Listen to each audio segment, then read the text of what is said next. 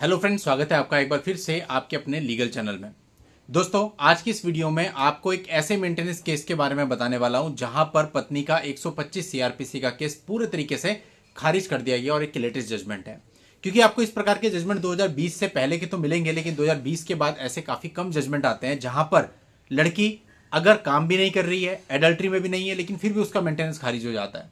तो ऐसा ही एक लेटेस्ट जजमेंट ही है, हाल ही का जजमेंट है। तो दोस्तों, अगर आपके मामले में आपको ऐसा लगता है कि भाई मेरी पत्नी कोई काम तो करती नहीं है, या काम करती है तो उसकी इनकम का आपके पास कोई प्रूफ नहीं है, या एडल्ट्री में नहीं है, या फिर एडल्ट्री में है लेकिन उसके एडल्ट्री का आपके पास कोई प्रूफ नहीं है, तो उस केस में जनरली देखा जाता है कि आपका मेंटेनेंस बंद ही जाता है। तो दोस्तों, ऐसी परिस्थिति में भी आप अपना मेंटेनेंस बचा सकते हैं। वही आपको आज की इस वीडियो से सीखने को मिलेगा कैसे। तो दोस्तों, वीडियो में आखिरी तक बने रहिएगा। अभी तक भी चैनल को सब्सक्राइब नहीं किया है तो फटाफट चैनल को सब्सक्राइब करके नोटिफिकेशन बेल पर जरूर क्लिक कर लें, ताकि इस चैनल पर आने वाली ऐसी सभी इंफॉर्मेशन की निरंतर और सबसे पहले जानकारियां आपको मिलती रहें।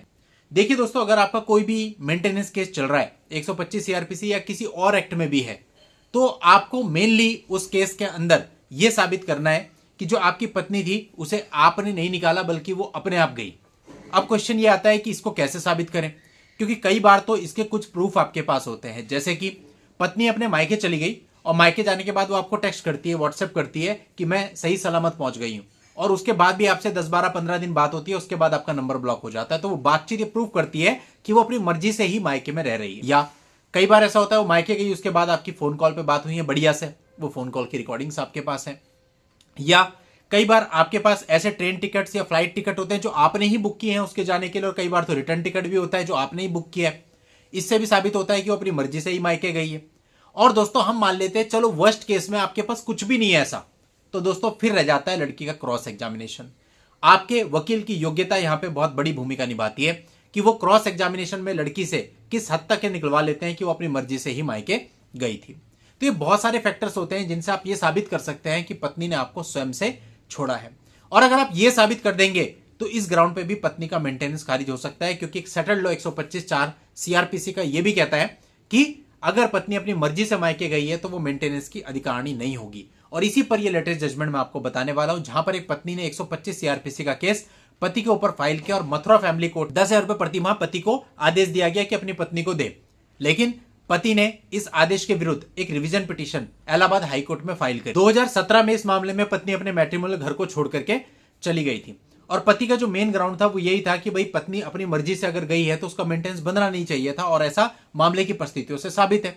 अब हाईकोर्ट ने इस पर निर्णय लेना था, तो हाईकोर्ट ने पूरे मामले की परिस्थितियों को देखा और हाईकोर्ट ने कहा कि भैया इस पूरे मामले को देखने के बाद कहीं से भी यह पता नहीं चलता कि पत्नी के पास अपने मैट्रिमोनियल घर को छोड़ जाने का कोई भी रीजनेबल कारण विद्यमान था। और साथ ही न्यायालय ने सेटल्ड लॉ जो है 125(4) सीआरपीसी उसका हवाला देते हुए यह भी कहा कि अगर पत्नी स्वयं की मर्जी से पति का घर छोड़ करके चली जाती है, अपने मायके में निवासरत है, कहीं और निवासरत है, तो ऐसे मामलों में वो मेंटेनेंस की अधिकारिणी नहीं होती।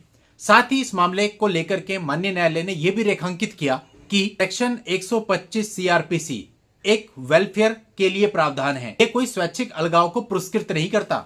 मतलब कि यदि पत्नी अपने आप ही छोड़ के चली गई है तो उसको रिवॉर्ड देना नहीं है इसमें, ये तो बल्कि एक वेलफेयर का प्रावधान है। और इसी वजह से हाई कोर्ट ने फैमिली कोर्ट का जो ऑर्डर था उसको इलीगलिटी बताते हुए रद्द कर दिया, यानी पत्नी का भरण पोषण कर दिया शून्य।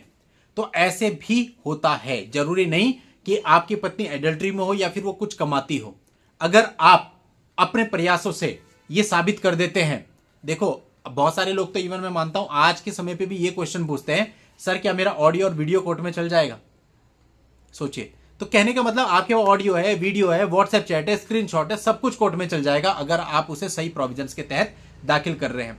कैसे आपको ये सारी चीजें दाखिल करनी चाहिए, इस पर हमने अलग से वीडियो बना करके अपने चैनल पर पोस्ट की हुई है, वो आप देख लेना।